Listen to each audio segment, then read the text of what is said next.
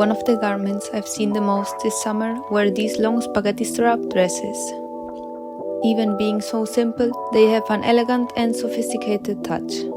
This dress accentuates the feminine figure and is very comfortable to wear because it is made of stretch fabric. I've created a pattern of this dress in 8 different sizes. Also, it can be recreated in several ways, as I've added 6 different lengths. First, you have to print the pattern at 100% scale. On the first page, you will find a scale in centimeters and inches to check if the sheets have been printed with the correct size. If everything is alright, we put all the sheets together in numerical order from the top to the bottom. Depending on the length of the dress you want to make, you have to print a different amount of pages. All the details about this can be found in the pattern manuals.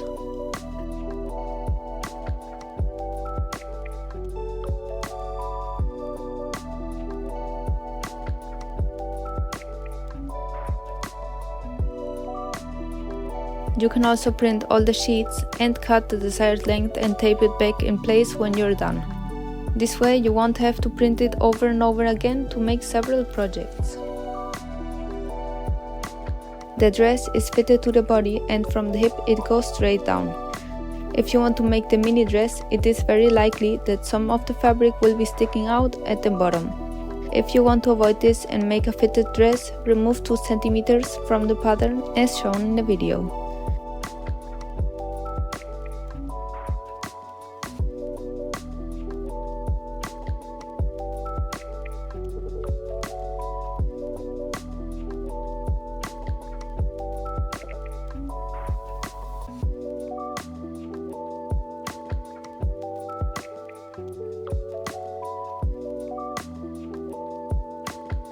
When all the sheets are well positioned, tape them together.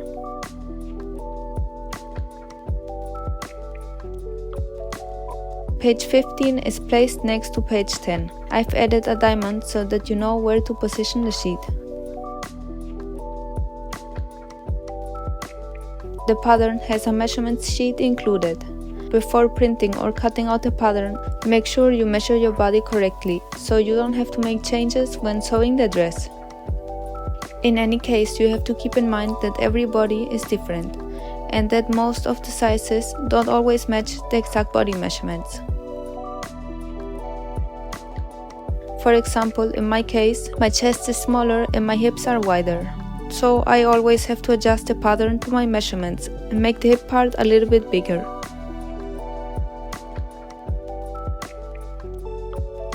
For this reason, before putting the front and back part together with a serger, I like to sew it with just a straight stitch, so I can try on the dress and make changes if necessary. I've seen many dresses that are only made with the lace fabric, but I don't feel very comfortable walking down the street showing my underwear, so I added a lining in my skin tone. Anyways, the great thing about creating your own clothes is that you can do it however you want to. Once you've finished cutting the pattern, we fold the fabric and place the straight part on the edge of the folded fabric. To prevent the pattern from moving, I secured it with sewing clips.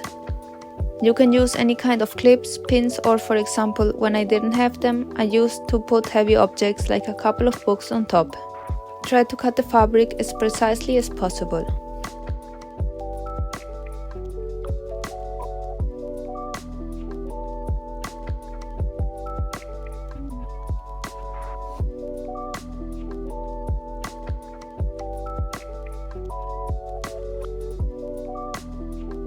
Then, you just have to pin both sides together.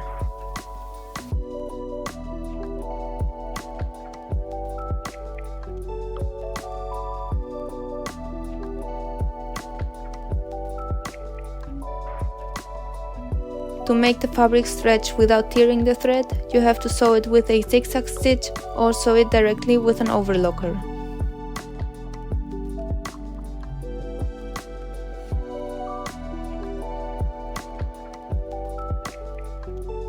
Once this is done, you can sew the hem as you wish, folding it twice with the overlocker or however you want to.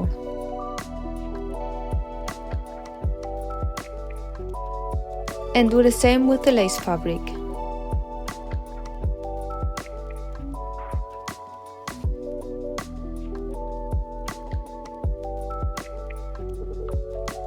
To join both parts, we put the lining inside the fabric and place pins on the top.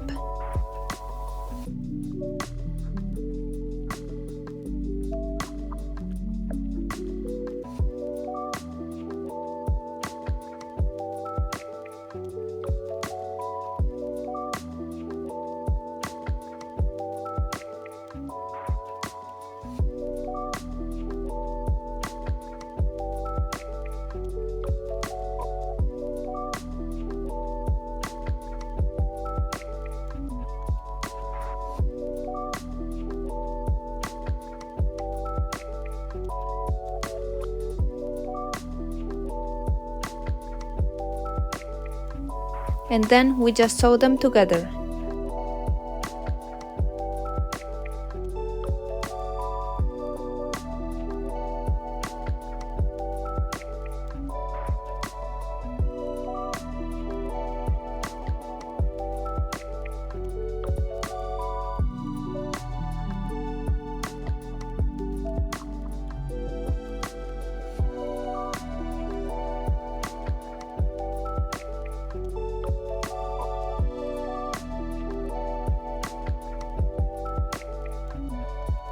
To hide the edges of the dress, I used bias tape. You can buy one or make it yourself. For the lace dress, I used a satin bias tape, and for the white dress, I used the same fabric as the dress.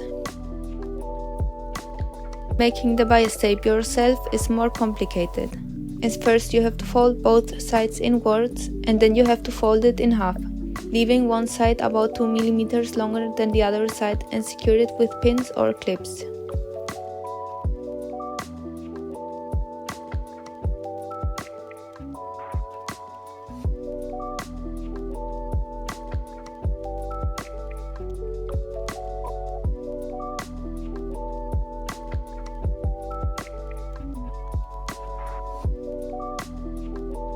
Then iron it until it is very firm.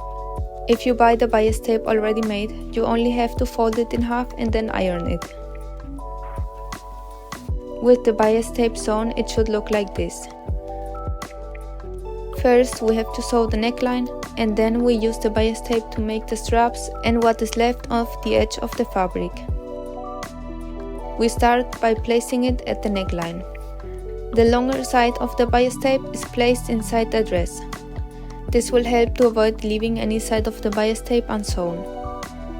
I secure it with clips because, as it is made of satin, the pins leave small marks.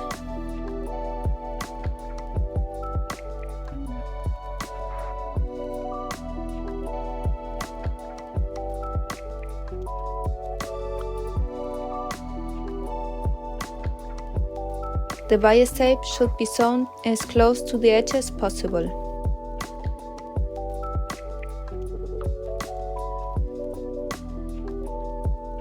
Once we've finished with this step, we prepare the first strap and place the bias tape through the armhole and the back until it ends at the other strap.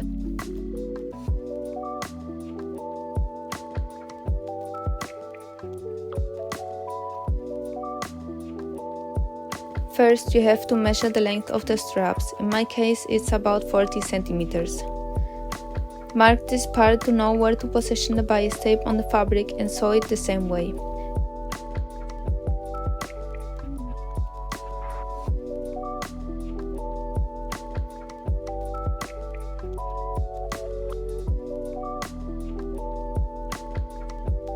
And secure it with clips so that it doesn't move.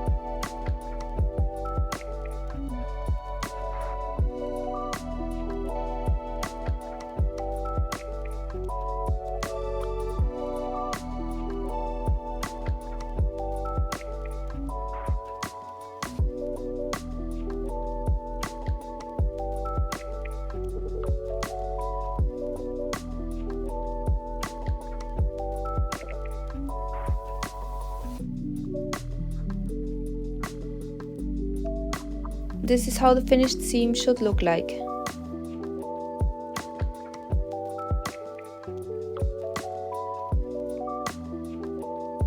Now all that's left to do is to sew the straps to the dress, and that's it.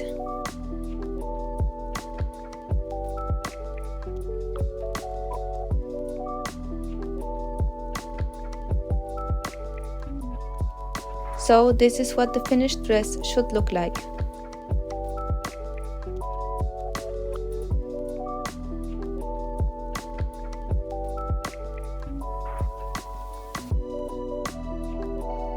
I've also made another one of the same length completely in white. Write me in the comments which dress you like the most. As you can see, it is very easy to make and can be recreated in many different ways.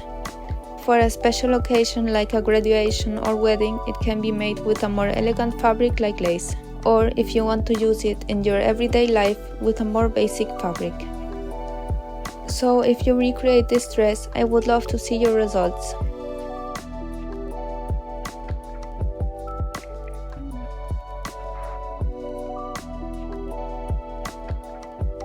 I will leave my Instagram and TikTok account here and in the description below, so you can send me pictures or tag me so that I can see it. Also, if you have any questions, please write me here on YouTube or on my social media. I will try to answer as soon as possible. That's all for today. I hope you liked it and see you in the next video.